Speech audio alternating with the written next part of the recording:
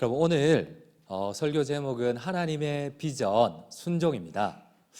제가 설교를 준비하면서 비전이라는 단어를 검색을 했어요. 검색을 하는데 재밌는 게 나와서, 재밌는 거fun이 나와서 한번 소개를 하려고 합니다. 우리 한번 PPT를 한번 열어주시겠어요? 10분만 더 공부하면 남편의 직업이 바뀐다.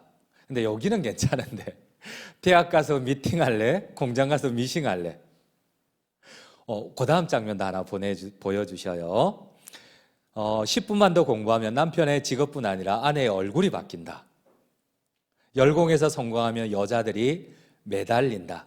여러분, 해마다 교회는 연초만 되면 비전을 얘기를 합니다. 모두 한결같이 이 비전 성공을 직업, 돈, 출세, 외모와 연결시키는 문장입니다. 특별히 마지막 이 학생들의 그 푼이 조금 마음이 아파요. 웃기면서도 슬픈 내용이에요. 열심히 공부하면 여자들이 매달린다. 이 가치관은 이 사랑을 마치 사랑을 돈처럼 살 수 있는 것처럼 이런 가치관이 스며 있어서 참 사람을 슬프게 만들어요.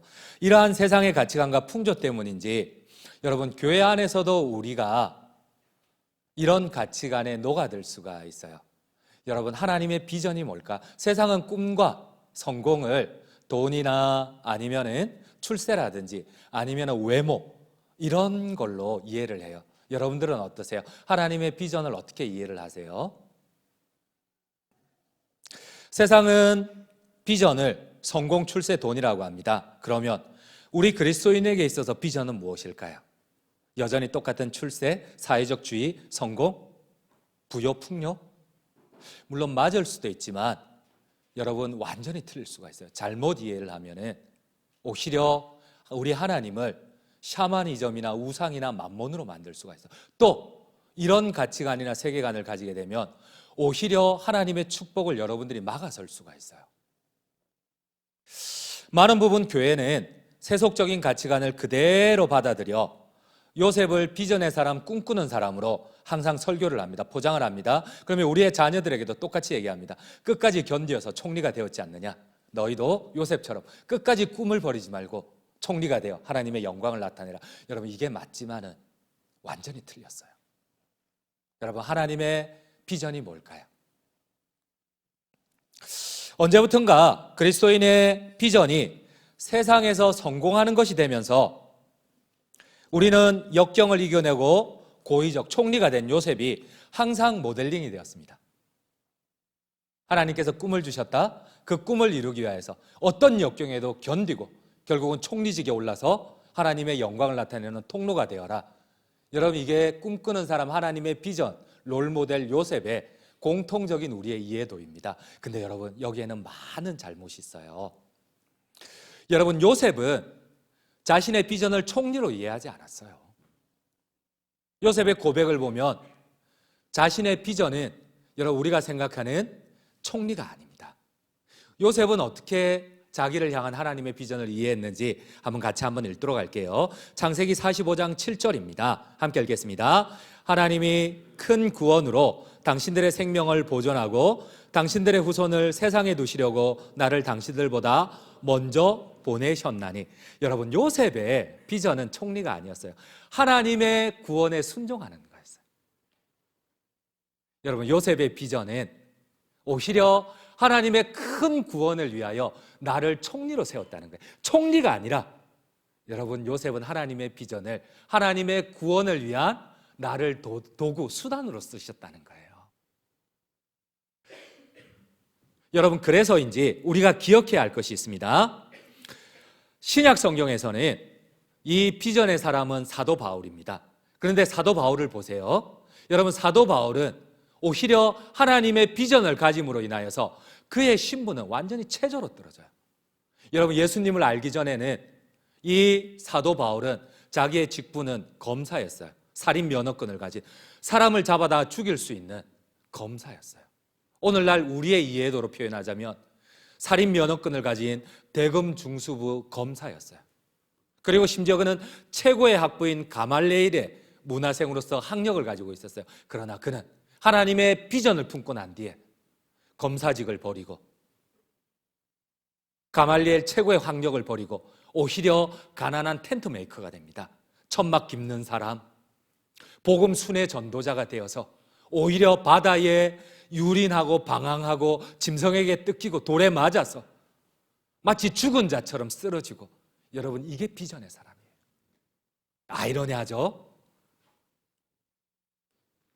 여러분 우리의 비전은 마치 하나님의 비전은 총리고 잘 되는 것처럼 생각하지만 여러분 완전히 상반된 거예요.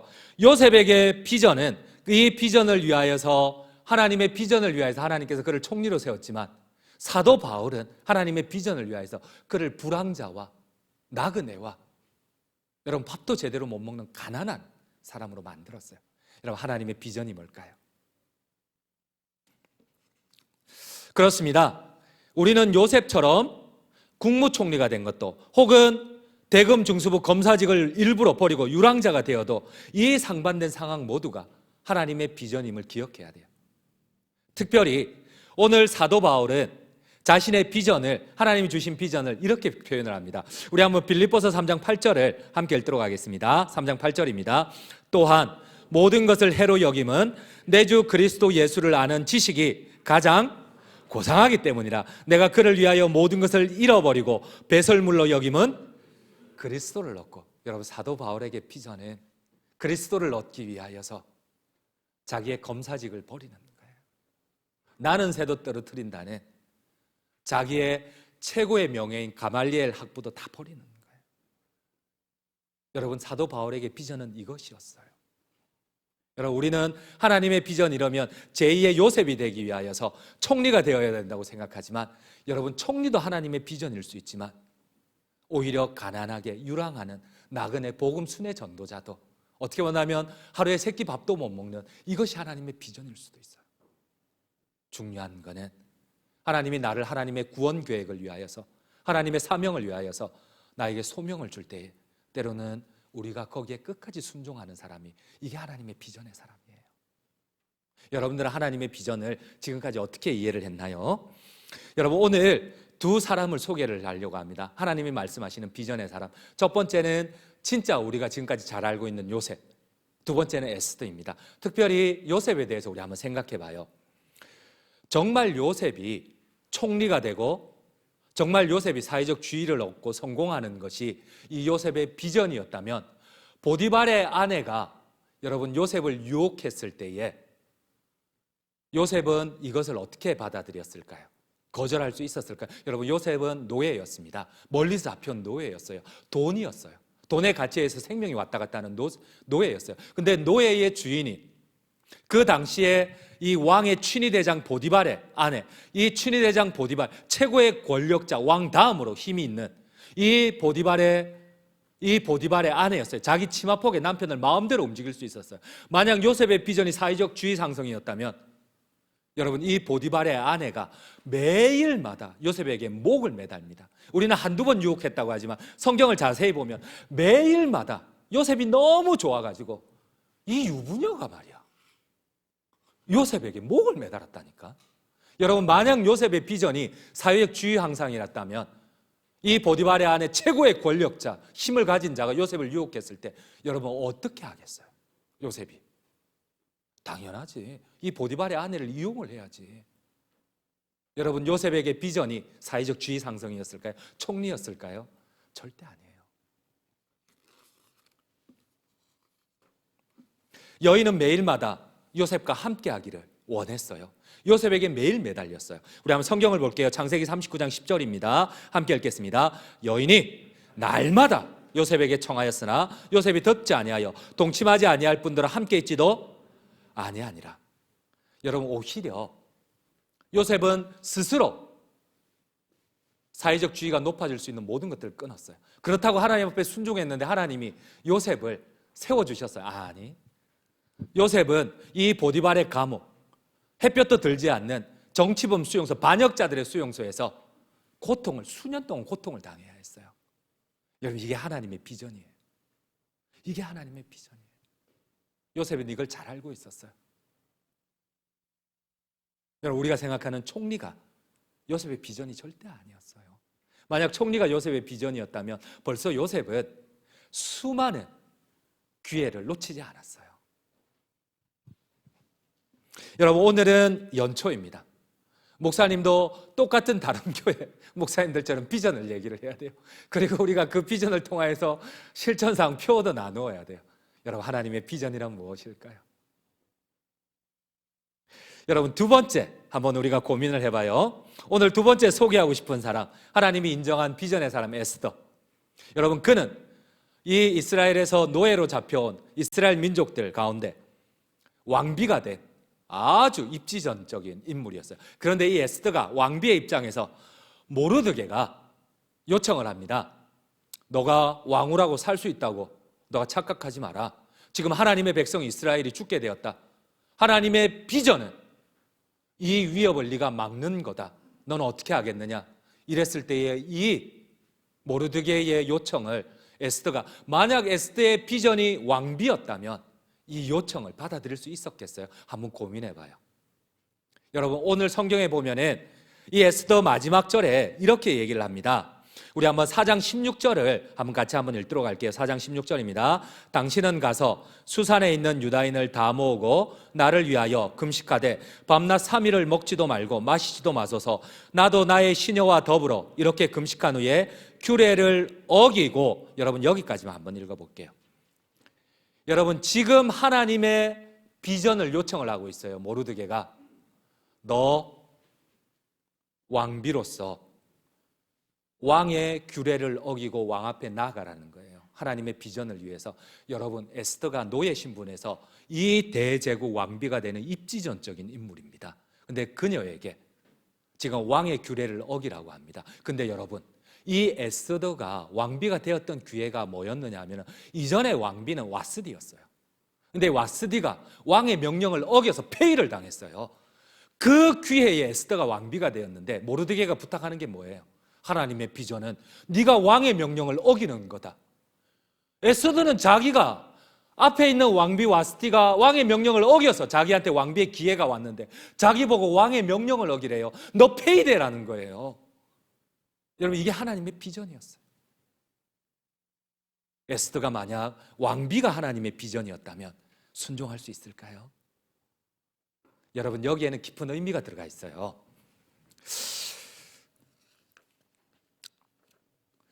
지금 비전의 사람 성경이 에스더를 소개하는 이유는, 여러분, 에스더가 이 에스더의 비전이 성공과 신분 상승이었다면 모르드게의 요청을 받아들일 수가 없어요. 자기가 바로 폐위되어야 되는데, 왕의 명령을 어기게 되는데, 당시 포로 신분인 에스더는 가장 큰 제국의 왕비였어요. 노예 출신에서 아주 기적이 일어났어요.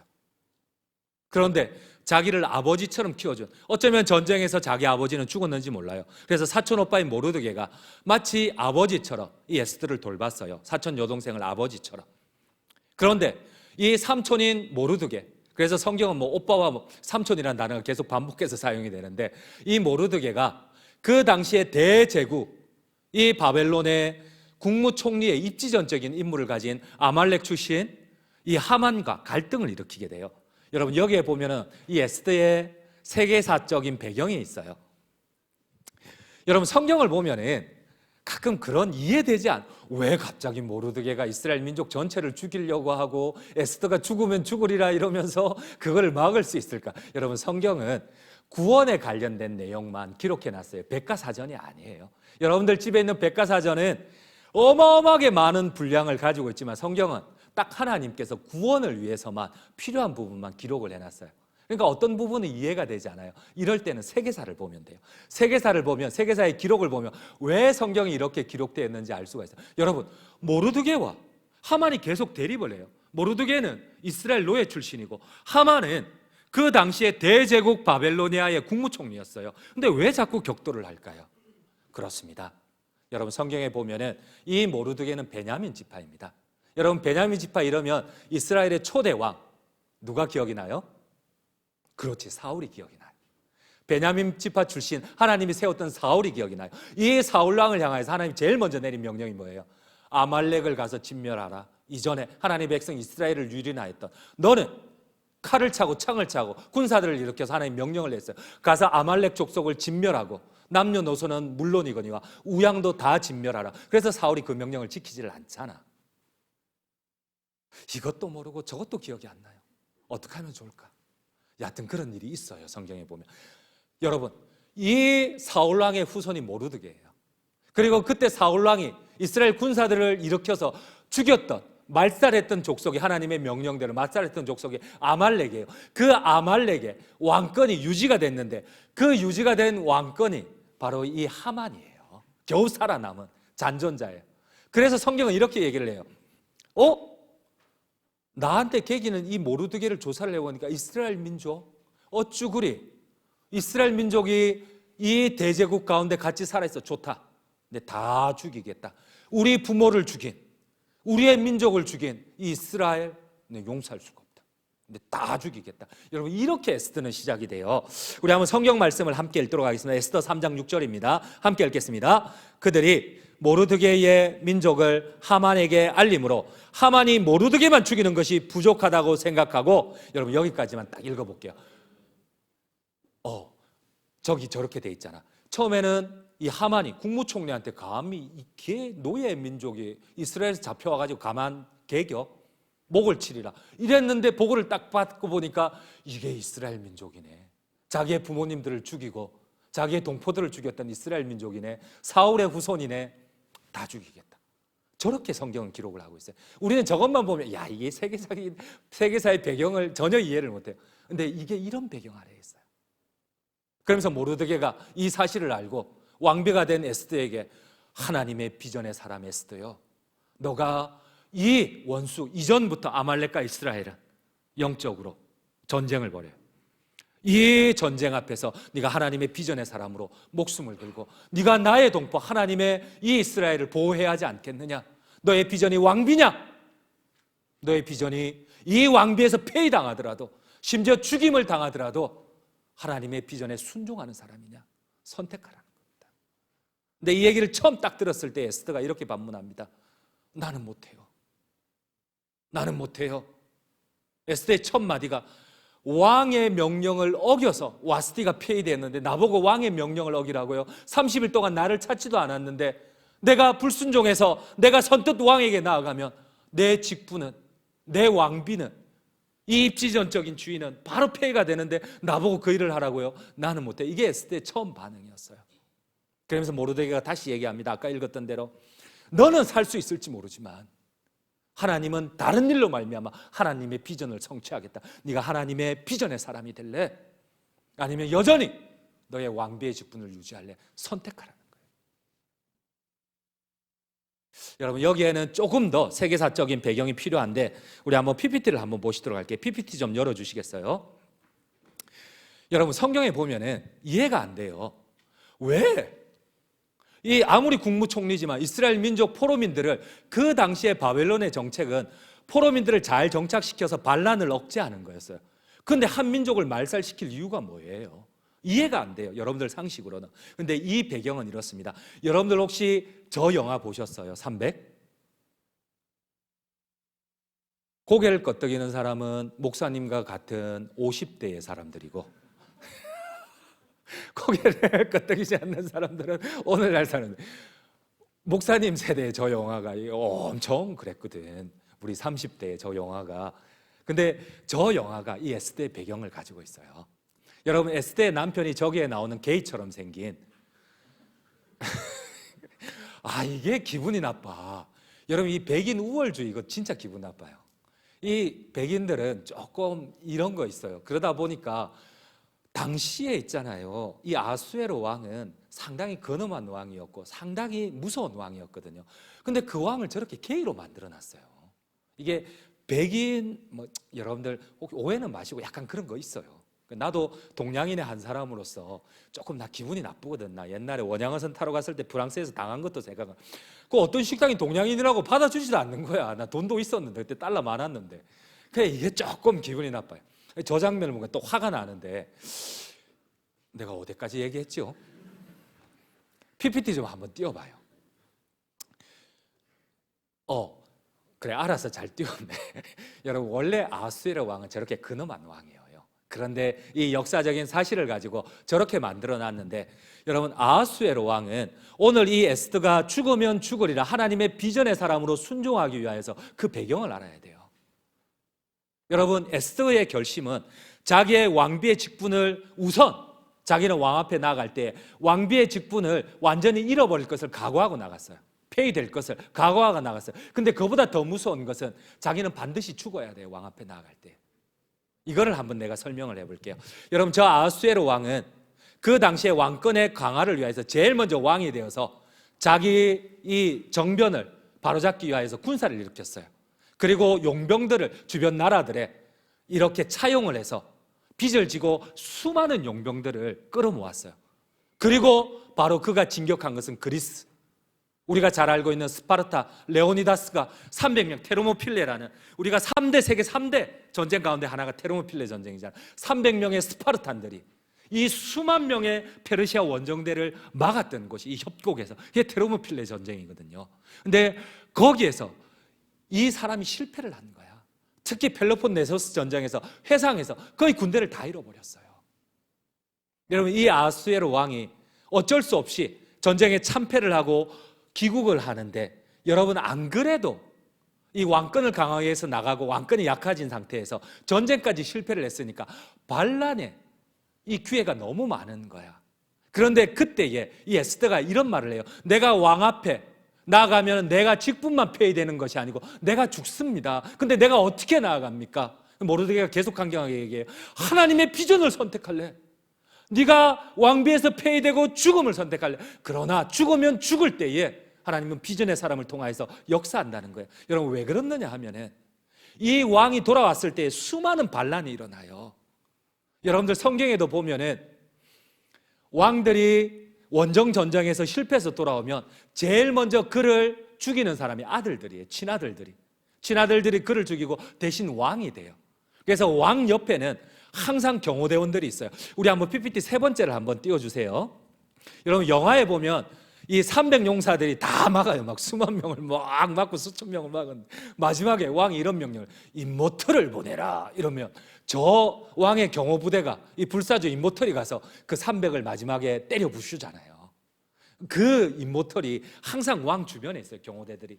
근데 이 불사조 임모털이 항상 이 역사의, 세계사의 배경의 기록을 보면은 왕에게 나아오는 사람은 딱 활시를 겨누고 있어요. 그래서 왕이 이 성경에 나온 대로 금규를 이렇게 딱 내밀으면 여러분, 아무리 친아들이라도 죽입니다. 왜냐하면 그 당시에 친아들이 가장 많이 반란을 일으켰기 때문에 그래요. 친아들도 죽이는데 생판 피도 섞이지 않은 왕비가, 아들도 낳지 않은 왕비가 왕 앞에 명령 없이 나아가요. 그래서 에스더가 이렇게 얘기를 해요. 내가 왕에게 부름을 받지 않은 지 30일입니다. 내가 왕의 명령을 어기고 가면 이 앞전에 와스디처럼 내가 폐위되는 것을 넘어서 내가 죽습니다. 왕의 친아들도 죽이는데 임모틀이 나도 죽습니다. 근데 내가 하나님의 비전에 순종하라고요. 하나님 비전에 순종하라고요. 여러분, 하나님의 비전이 뭘까요? 총리가 되는 것? 왕비가 되는 것? 아니요. 여러분, 내가 죽으면 죽으리이다. 하나님의 이 구원 계획에 순종하는 게 비전입니다. 아멘이세요? 딱 3명만 아멘이세요? 여러분, 그래요. 진짜 그래요. 우리는 그냥 죽으면 죽으리다. 이 에스더가 뭐 죽을 수도 있고 살 수도 있고 이런 것 아니에요.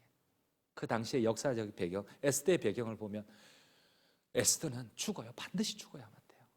폐위되는 것은 아예 기본이고 100%고, 그러냐는 죽어야 돼요. 그러면서 그가 부탁을 해요. 3일 동안 금식하소서. 나도 죽었다 생각하고 금식하고 내가 하나님의 비전을 위하여서 내가 왕 앞에 나아가리이다. 여러분, 연초만 되면 교회는 계속 비전을 얘기합니다. 여러분, 하나님의 비전이 무엇일까요? 요셉은 하나님의 비전을 어떻게 이해했나요? 에스더는 하나님의 비전을 어떻게 이해했나요? 여러분들은 하나님의 비전을 어떻게 이해하시겠습니까? 결론을 맺도록 하겠습니다. 사랑하는 성도님 여러분, 하나님의 꿈과 비전을 오해하지 마세요. 하나님께서는 총리가 되려는 사람을 하나님께서는 비전의 사람으로 사용하지 않으세요. 오히려 하나님의 구원 계획에 내가 순종하려고 할 때 하나님께서는 이 계획을 위해서 그 사람을 총리로 세워주세요.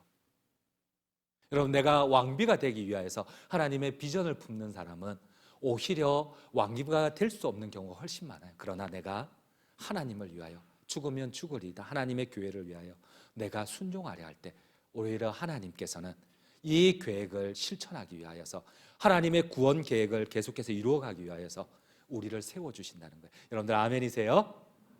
그래서 여러분들께서 이 비전이 무엇인지, 그리고 하나님의 비전을 위하여서 은혜를 얻는 방법이 무엇인지 여러분들이 바르게 정립을 하면 좋을 것 같아요. 그리고 마지막에 당부하고 싶은 것은 작년에 우리 비전이 이거였어요. 모든 민족을 제자 삼는 비전에 첫 번째, 두 번째가 우리가 구역과 조를 세우고 그리고 헌신하는 구역장을 세우는 거였어요. 근데 그건 너무 잘했어요.